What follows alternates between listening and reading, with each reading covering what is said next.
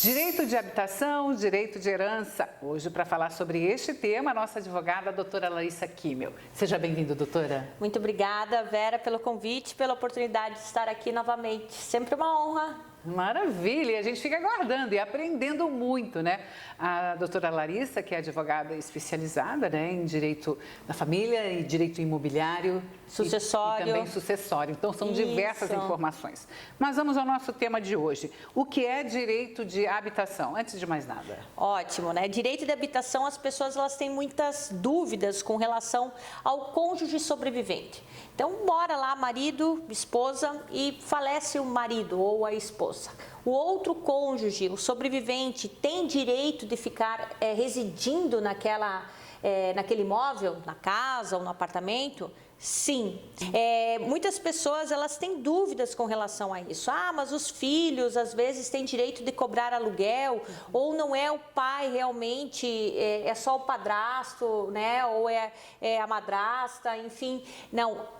Tem o direito, inclusive união estável, companheiro tem o direito. Certo. Quando que não vai ter direito? Quando que esse direito ele cessa?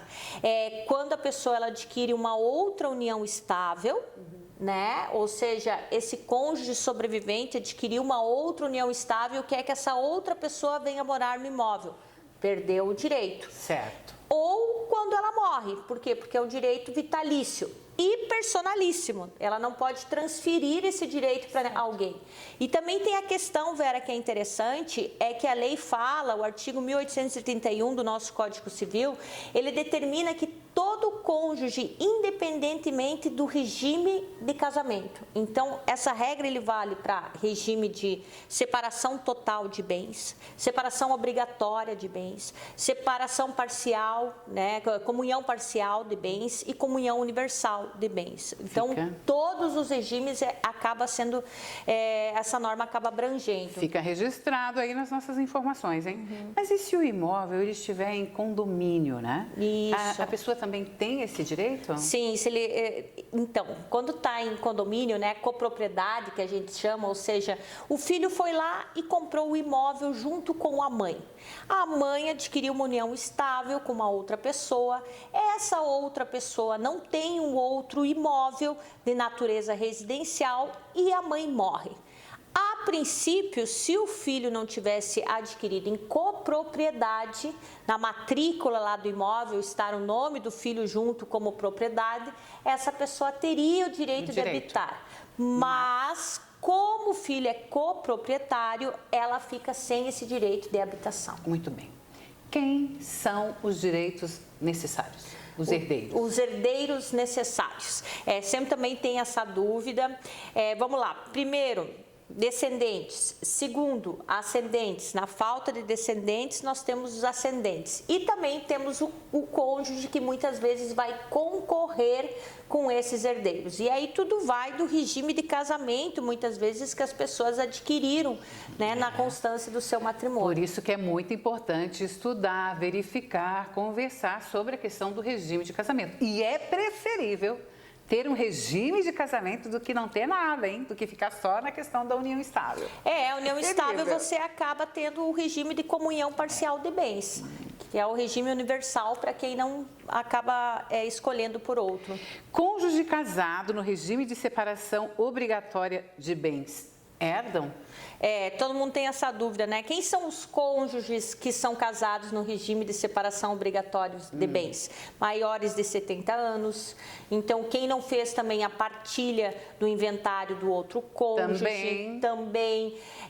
Então, são regras especiais para proteger essas pessoas. E essas pessoas que se casam com pessoas que têm a necessidade de casar no regime de comunhão, de separação obrigatória de bens, acabam também não herdando. Muito bem, gente, são várias questões. A lei, ela existe e prevê diversas situações, por isso que a gente tem que estar observando.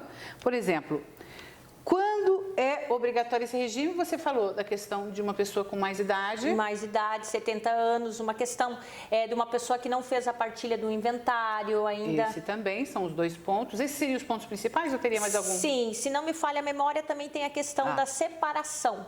né? Certo. Quando a pessoa não fez a partilha do seu divórcio também. Muito bom. Qual a diferença para o regime de separação convencional de bens? Como a gente vê aí essa diferença?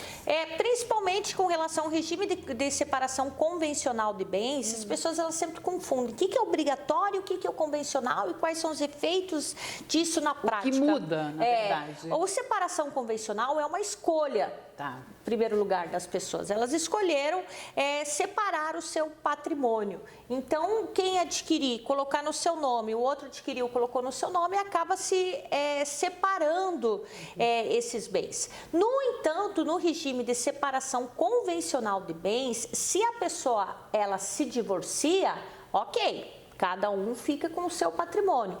No entanto, se o cônjuge morre, ela acaba sendo herdeira desse patrimônio. E olha só que interessante, se ela não tiver ascendentes, descendentes, ela herda tudo. Ela acaba sendo a herdeira necessária.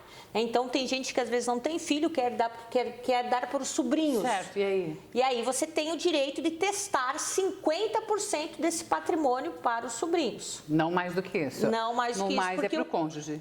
No mais é porque o cônjuge que ele acaba sendo o herdeiro necessário. Certo. E na separação obrigatória, que são os casos que a lei determina, esse tipo de situação não existe. Esses seriam os regimes de bens? Daí tem também o regime de comunhão parcial de bens e o regime de comunhão universal de bens. São os principais, né? Herdam. Aí também...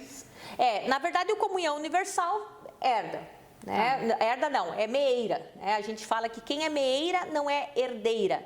Então, no comunhão universal, a pessoa ela vai ter direito a 50% do patrimônio daquela outra pessoa. No comunhão parcial, ela vai ter o direito a 50% como meeira daquilo que foi constituído no decorrer do casamento e os outros 50% como herdeira, né, de bens particulares que foi adquiridos antes do casamento, ela fica como herdeira e concorre com os demais herdeiros. São diversos pontos importantes para a gente observar. Sim, que tem muitas regrazinhas, né? Então, sempre que a pessoa tem uma dúvida, é importante procurar um profissional da sua competência, da sua preferência, da sua confiança, para que ela possa se certificar e fazer um desenho aí do quadro, porque às vezes tem tantos detalhezinhos que é muito importante se certificar e para não ficar confuso também. Gente, tudo que é combinado é interessante. É bom para todo mundo, para a família inteira, evita discussões e Sim, pronto. O combinado é mais barato, digamos assim, né? E acaba que todo mundo aceita, é mais tranquilo. Os herdeiros todos têm o seu direito, mas também o cônjuge também tem. Quais seriam eles? E o posicionamento de cada um é o que vai ser previsto a cada união. Então, é isso que tem que conhecer, bom conversar com o advogado, porque são várias questões aí, principalmente para quem já está no segundo casamento, ou quem já tem bens no próprio nome. Isso vale a pena, sim, observar. É verdade. Obrigada, doutora. Muito obrigada, Até a próxima Vera. participação.